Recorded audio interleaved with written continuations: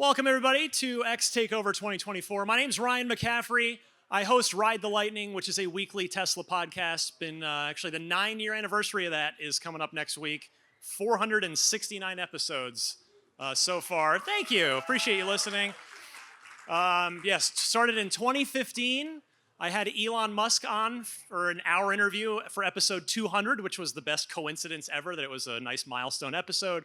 Franz von Holzhausen, who we'll be hearing from later, has been on my podcast twice. And I just do it every Sunday. I love talking about Tesla.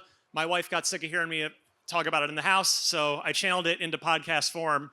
And 9 years later, here I am, very gracious, very grateful to be back here for my second X Takeover.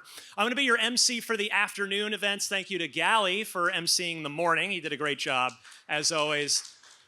So I'm also going to be hosting the next two panels in addition to my MC duties for the rest of the day. I'm going to start with a longtime friend of mine. You've seen her in the EV space for quite a while. We're going to talk about the EV lifestyle, her sort of family's journey through the EV world, and sort of growing up as a youth in America in the EV space. So first up, Kim Java from her channel. You know her, you love her on YouTube. And reluctantly, her family is joining her as well. Her husband, PJ, recently out from behind the camera. You see him in the videos now. And one of your children, yes, we've got Landon here with us as well. So I think, are the mics on? Let's just make sure. Yeah. Testing? Yes. Yep. Okay. We're good. 1, 2, 1, 2. All right. So our topic, as you can see, exploring the Tesla lifestyle and community. And like I said, I've known Kim and PJ for quite a while, and they've been an EV family for quite some time. And so that's where I kind of want to start, Kim, is how long have you and your family been driving EVs at this point? So I always think about it with like my kids and their age. So Landon is 12, and we got our first EV when he was 1 year old. So he doesn't even remember. Yeah, it was a Nissan Leaf. And then we had a Nissan Leaf for... It was a 2-year lease. And then when the lease ended, we liked it so much that we got another one. And the incentives were really, really good at the time. So it was basically all paid for from... Yeah, it was basically free in Georgia. Yeah. The tech guy is being corrected Exactly. by the talent right now. That's the roles are reversed a little bit. So which one of you got into EVs first, and did the other one need any convincing? It was me, I think. Yeah. It was definitely me. And I love the 2012 Model S. I thought it was such a stunning vehicle. We would see it really like once every couple of days out in the South at that time, 2012, 2013. And it was like a big deal. And then when the Leaf was there available as well, obviously the price difference was so significant that we decided to get the Leaf. We really wanted to get a Model S, but we just couldn't quite take that leap at that price point. So he convinced his mom to buy a Model S, and then we got our Leaf as like a tester with electric cars. And you had a friend at work who was like, "Oh, did you know that you can get these for free right now and actually make money?" They had such amazing incentives in Georgia at the time that a lot of people don't know Georgia was the number one, maybe it was number 2 behind California. And then there was Oregon number 3, I think at the time. But in 2012 and 13, Georgia had the second or third highest EV sales in the country, really? Which is insane to think of a southern state as being able to do that, but shows you the incentives, especially back then, the amount of power they held. Well, it's nice, too, that they've kept it going because they're, of course, home to the next Rivian plant down there, too, which is cool. So it's the R2 and R3 are going to get built down there? I think eventually, I think right now they're just trying to get them out fast. So they're going to do it in normal still. Yeah. At first, and then eventually, hopefully. So ultimately, it was Tesla that got you guys into EVs. You just didn't end up starting with a Tesla. And how, so when you make the jump, I think we were talking earlier, it's 2016. So is it 4 years of Leaves? Yeah. Is the plural of Nissan Leaf Leafs? We had a or tree leaves? at this point. I don't actually know. Yeah. Yes, you planted a tree. Yeah, we pre-ordered on my birthday in 2015. I remember. I still have this. We decided that if we were going to do it, we wanted to do the jump, but we wanted the X because we wanted an SUV. So we pre-ordered it, sight unseen. Didn't really know much at that point, but we knew that would be our vehicle because did we have Liam yet? Yeah, 2014. Yeah. So we had 2 kids at the time, and we're like, we need a bigger vehicle. So when you get in, you're used to the Leaf, and then you move to the X. So they're 2 completely different kinds of cars, but that is a huge jump to make. So what do you remember as being kind of the first impressions of the X? And I imagine you were probably rock stars in your neighborhood for a little while. Rock stars in the region. I mean, it was unbelievable the amount of people would ask you who makes this car, and we would say Tesla, and they said no, but like GM, Ford, like who makes it? It's I'm like no, what's going Tesla on with makes it. Cybertruck right now, but that was the Model X, is how I would explain it. Yeah. Yeah, but it was a huge jump for us. It's basically what started our entire YouTube channel, because we recorded our first drive, which was a test drive at this Meet Model X event, where it was the first time I got to actually see it and drive it. And we thought, oh, it'd be fun to record it and share it with your mom, because she had a Model S. So we threw it on YouTube to share with her, and that really started our entire channel. Yeah, it was that's the channel right there, because it used to be called Landon and Liam Toys and Travel. It was just like a family thing that we'd show our vlogs and them playing with their toys and whatnot. So we put a video of this Meet Model X event, which we had pre-ordered 6-7 months earlier. Yeah. And got to see the car for the first time, and we posted it for my mom. And the next day we wake up, it has like 100,000 views. And Google sent us an email saying, if you monetize your videos, you can make a revenue off of it. And then we have thousands of comments of people asking, show us the doors, show us the front, show us this. And so we made another video, and then more people. And then we see at that time, there wasn't too many younger people that were. The only one making videos was Bjorn. Bjorn was over in Europe making videos, Nyland, but there, not too many younger people were getting into these cars at that time yet. So they weren't making videos. They were like, older people that were not, into recording stuff. So Landon, what's it like having a mom who's YouTube famous? I mean, usually you would think of like a mom being boring, but this perspective, this event, everybody's going up taking pictures. It's changed my perspective, definitely. Oh, mom, just earning some mom points. Usually he tells me I'm cringe, so I'll take that. Just have to bring him to more Tesla events. What are your first memories of your family's first Tesla, the Model X, Landon? What do you remember of that car? I remember you guys got me a toy. I think it was like a Iron Man toy. And you guys were like asking me questions, and you guys were like, who does Iron Man, you guys taught me basically that like Iron Man's the same guy that makes Teslas, because like Iron Man and Elon Musk are like really similar. So you guys asked me who makes Teslas, and I'm like, Iron Man. Yeah. It's not far off. It's not far off. So I'm curious at this point. So you have a new Model X, and you've had a Model 3 for a while as well. So all EV household. Yep.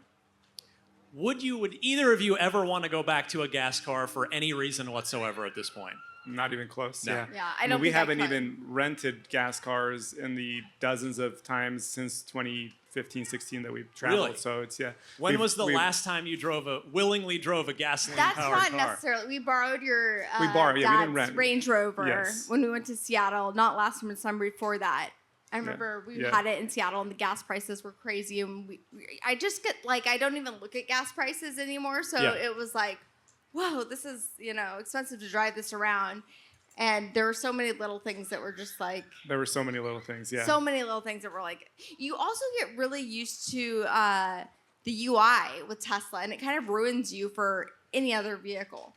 Yeah. Has anybody else been driving your Tesla for a while, and then you're in a gas-powered car for whatever reason, whether it's a rental, and you just get out and walk away from it without turning it off? Yeah. We've all done that now. It's like, wait, I have to turn it off? Why? We did that with a Kia EV9 we were reviewing a few months back, where it has a push-button start, I believe, and it's silent, so it's even more deceiving, because you get out, and then the next day, you talk about... what is it? Phantom drain. This was like excessive. Oh yeah. Oh yeah. We had lost 75 miles of range in like 7 hours. That seems like a design oversight. Yes. If you ask me. Yeah. So had either of you been a part of another car community before Tesla, or is Tesla sort of your first real entree into a real enthusiast car community? First for me, but I felt like you were kind of into Jeep.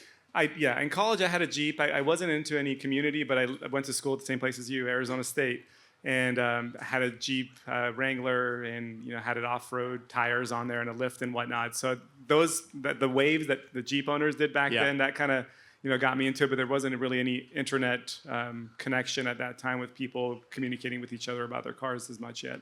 I would imagine any Model X's in your early days, did you wave to each other back then? For sure. Yeah. I feel lucky. I got to experience, I have a 2018 Model 3 Performance. In those first days, you'd wave to other Model 3 owners, and there's literally 4 in any intersection wherever you go, which is good, right? That's the goal. That's what we were waiting for. But there is that sort of like, the fond memories of those days when it was like, if you knew, you knew, right? Yeah. If you were in the community. But how has for both, I'd love to hear from both of you on this. How has the Tesla community changed for the better since you guys first got into it? And if there's any for the worse? Okay.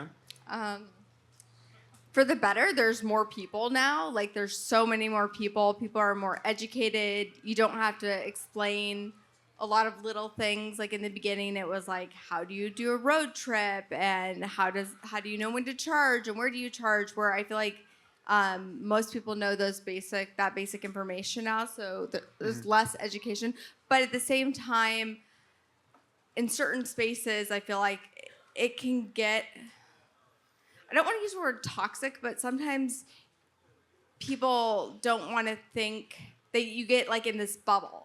This space where you have a hard time, I don't know, how would you describe it? Like, it's like a bubble of a certain way of thinking, and I think a lot of Tesla owners are also investors in the company. So if anything, any kind of constructive criticism, people feel attacked personally by it, and sometimes that can limit growth, if that makes sense. That's fair. Yeah, that's accurate. I think so too. It's exactly that. They become you talked about this with Rich recently on our podcast, right? Where you have these people that are so passionate about it, they almost take it personal. And we're trying to say, we're probably more passionate about it than you do. We do this 7 days a week, year round. But at the same time, you kind of got to step back sometimes. And even the discussion we've had recently of there are certain instances that maybe gas cars are, a better use case for those scenarios. Like, Rich was talking about trying to tow this massive trailer across the country. He has multiple EVs, but he chose his gas car. He didn't enjoy it, but he, wanted to use it because that made more sense for traveling across the country, towing something that large. Yeah. I think it's just, you have to be able to take a step back sometime and look at situations and not attack people. And I think, I don't know. Sometimes it can be mean, Sometimes it can be mean. But at the same time, I do love the community. The community is so great. That's why I love coming to this event, too, is to actually get to meet people, see people. Yeah, real life's very different than online. Yesterday, they may be out here. My flight was delayed 6 hours at the airport. Here we are right here. And we were waiting for our bags to come in, and it's like 1:30 a.m. And they were like, hey, we're going to take over tomorrow. Do you want to ride to your hotel as opposed to going to Lyft? And it was like, I knew they were going to this event. We started talking, and I'm like, you meet amazing people like that. So, that's the community here. Yeah, so I think like this, and you guys, like, I've had a chance to borrow a Cybertruck for a few days. I haven't been able to get mine yet. You guys have been in the same boat. You've made some Cybertruck videos. You've probably experienced what I've experienced, and probably a number of folks here that that own the Cybertruck already, is that is maybe the biggest example of real life and online being two very different things. Like, if you look at online comments, you'd think the Cybertruck was the most reviled piece of product that has been ever made.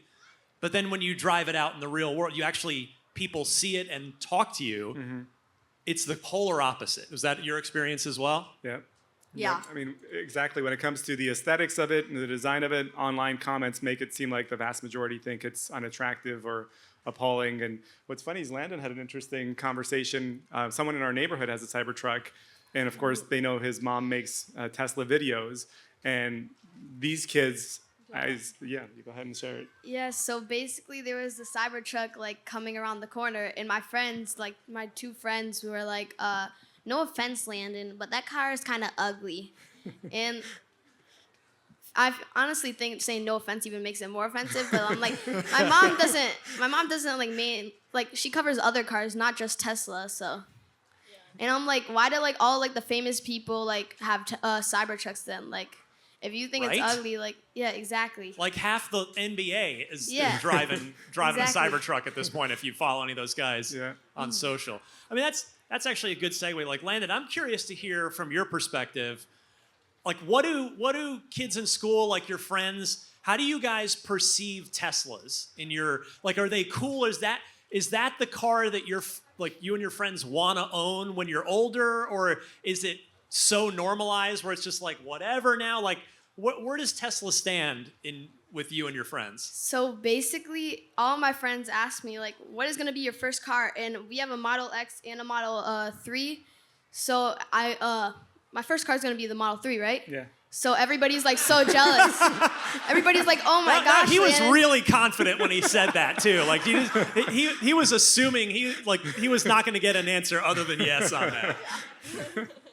Yeah, so like everybody's like really jealous. Like my cousin, he's like just turned 16, just got his license, and he's like, Landon, do you know what's going to be your first car? And I'm like, the Model 3, and he's like, you're just rich. You're so spoiled. It is a 2018 it is, though. yeah. We're giving so him like 10 the years older old by the one. time So I'm he not starts giving him a driving brand it. new But yeah. one. Well, and is that just an excuse for the adults in the family to buy a new Tesla?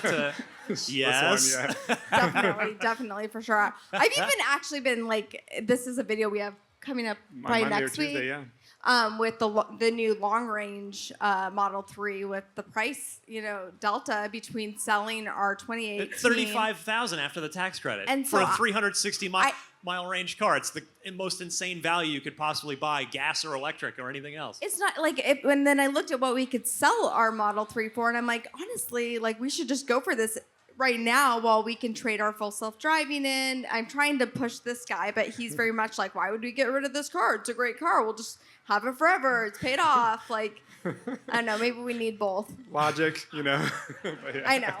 I mean, I think a lot of, like, how many folks in the group here are multiple Teslas in the household? Like, that's a lot of hands. That's easily a third, if not half of the crowd. And it's because you start with one, and then you don't want to drive your gas cars anymore, right? Or the spouse. How many of you did anybody here? The spouse stole the Tesla that you bought? Yeah. 3 days. Yeah. I mean, that's like in my household. Those of the listen to the podcast know my wife does not care about cars at all. It's just a point A to point B thing for her. And she's had a Mini Cooper for 20 years. It's going on, and it's at the point where it's not worth putting any money into.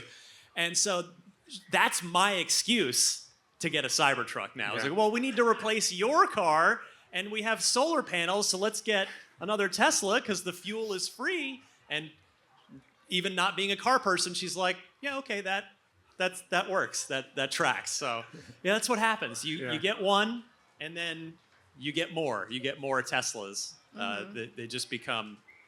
It's like Thanos. It's like Infinity Stones. I mean, yeah, we've driven and tested so many different ones on this channel, and we've kind of come across this where the UI of Tesla is so much more advanced, and that the user interface in any EV is really a significant part of it. I mean, obviously, ride comfort, visibility, how quiet your cabin is, range, all these things, charging, those are extremely important, and Tesla exceeds a lot of those in that area as well. But then you'll find, different EVs in similar classes that have better interiors maybe or better finishes, but then the UI just blows them out of the water, and then the overall perspective makes the Tesla far more compelling. Yeah, it's very much kind of like an Apple versus Android type of thing when you get used to Tesla, and then even with other EVs, you try them out and you're like, this UI is just kind of glitchy. It's not quite the same. It makes you realize how good Tesla is and how advanced they are. Yeah, they've shown that you need great software engineers as much as you need great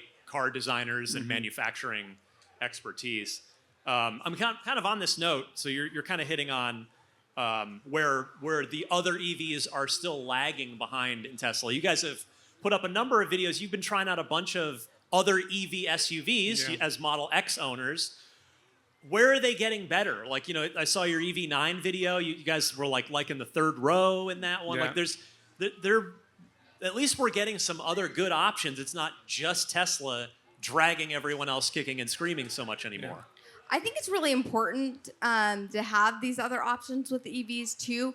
And I know a lot of people tell me that everyone they know has, a Model 3 or a Model Y, and they just want something different. They still want something electric. So for me, this last year, my goal has been to go out and just try some of these other cars out and give people my thoughts, especially coming from Tesla, what I think about those vehicles.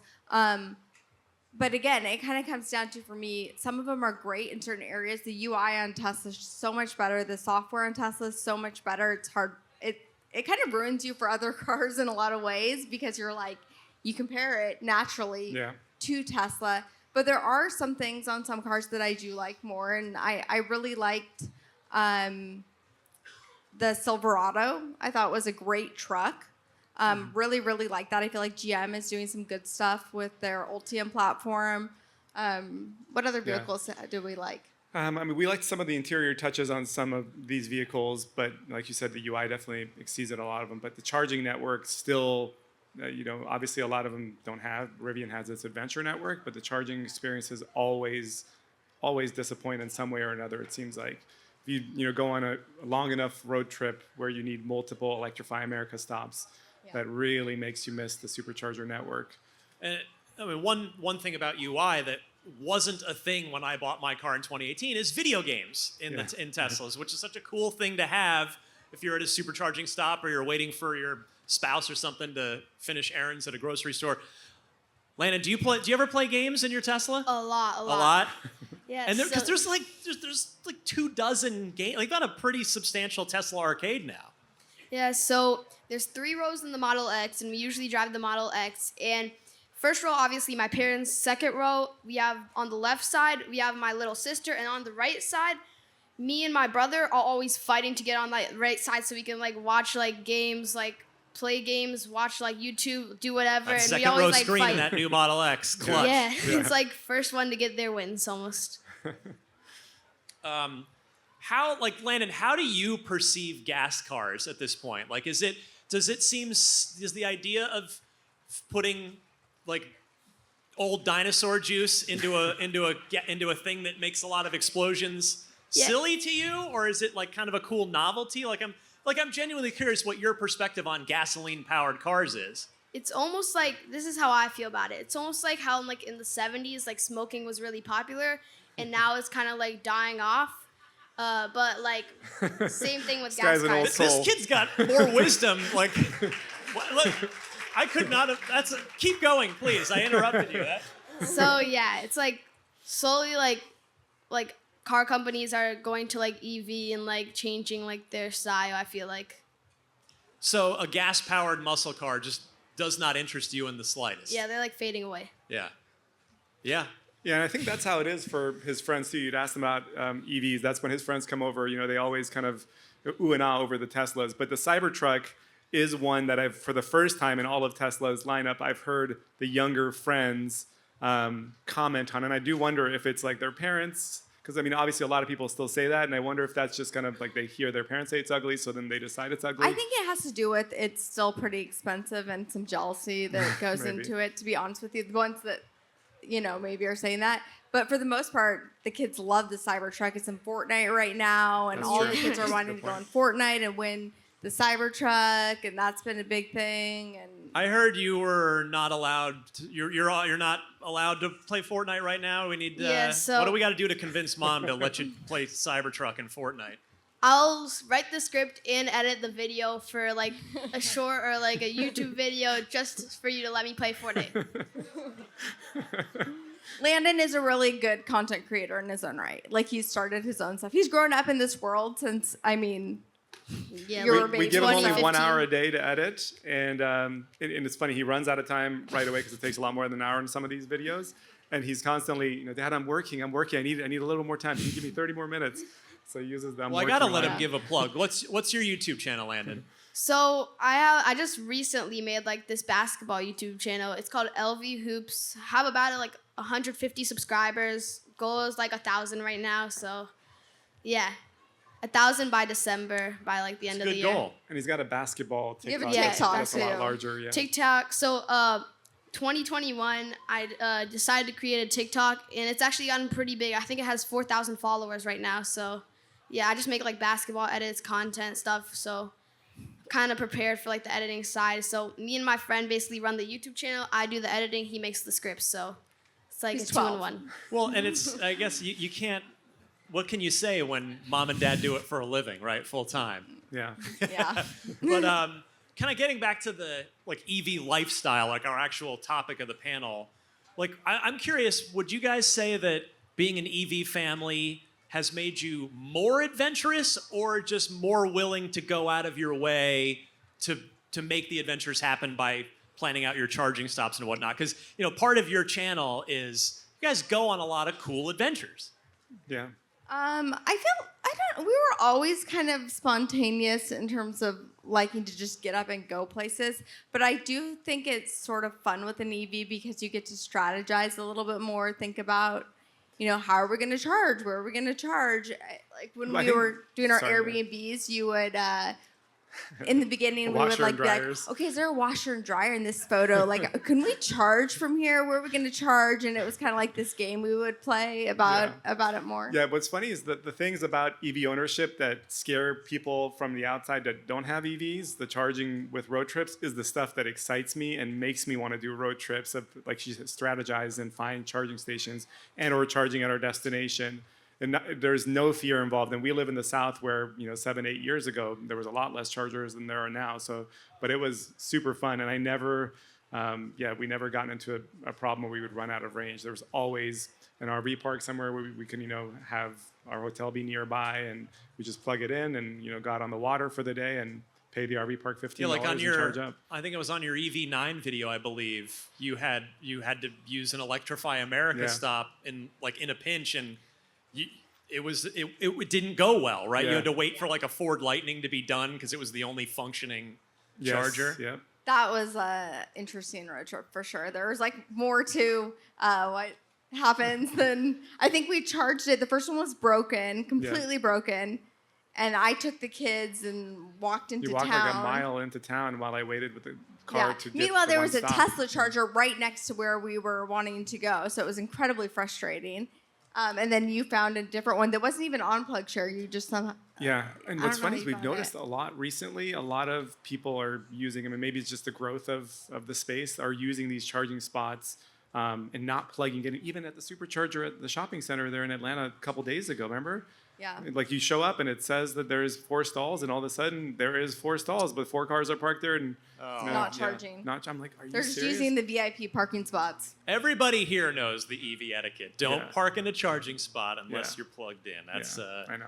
Yeah, that's tough. All right, so we've got just under 2 minutes left here.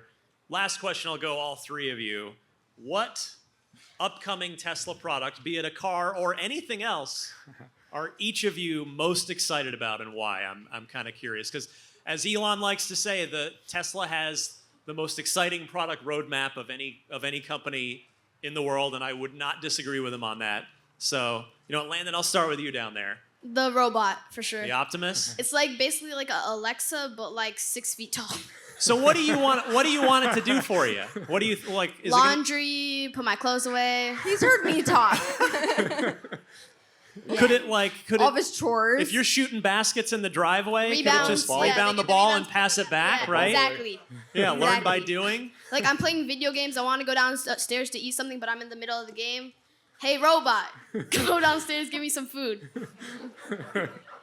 All right, that's curious. The youth I wonder perspective. if we can program on them to have some manner, like the kids to have manners with the robot, so the robot responds. It won't respond unless you're polite. Yeah, you gotta be polite to the robot. That's how it should be. Yeah, you got to name it. Yeah. That's true. You got to give it a good name. All right, PJ. I think the next gen Roadster has been high on my list for a long time. A long time. A very long time. You and time. me both. I mean, next year, but they said next year for many years. I wish Franz was here so we can. You're good at trying to, get things out of Franz. I do what I can with him. Yeah. Yeah. So I'm just super curious to see because Elon recently said, it's pretty much done, right? But the design goals were massively increased. Okay. Remember It's from constantly being massively increased, and then I don't know. yeah. It's frustrating at this point. SpaceX package. I'm and with all you that. on the Roadster. Yeah. Kim? I'm gonna go with Landon with Optimus just because working now and being a mom, I could use an extra hand. So Solid. Yeah. All right. Kim, PJ, Landon, Kim Java YouTube channel. Everybody check it out. Thank you so much. thanks. Be back in a few minutes with Russell Shepard from Michelin. I'll be talking to him about EV tire tech.